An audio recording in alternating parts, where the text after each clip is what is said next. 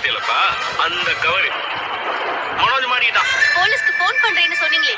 ஹே guys, Siragadikka scene today promo. இப்போ ரோகிணி ரொம்ப feel பண்ணிட்டு இருக்காங்க. ஐயோ, பணத்துக்கு என்ன பண்ணுறதுன்னே தெரியலையே. சுதா வரவ ஸ்ருதியோட அம்மாவுக்கு பணத்தை தரணுமே, தரலன்னா வீட்டுக்கு வந்தால் எல்லா உண்மையும் தெரிஞ்ச மாட்டிப்போமேன்ட்டு சொல்லிட்டு ரொம்பவே ஃபீல் பண்ணிட்டு இருக்காங்க. அந்த நேரத்தில் இப்போ ரோகிணியோட ஃப்ரெண்டு கால் பண்ணுறாங்க. கால் பண்ண உடனே என்னடி பணம் ரெடி ஆச்சான்றாங்க. இல்லை, நானும் எல்லா இடத்துலையும் கேட்டு பார்த்தேன், ஆனால் பணம் எங்கேயுமே ரெடி ஆகலைன்றாங்க. ஆமாம், இங்கே கிறிஷோட ஸ்கூல்லேருந்து கால் பண்ணிட்டு இருந்தாங்கன்றாங்க. என்ன சொல்கிறேன்றாங்க.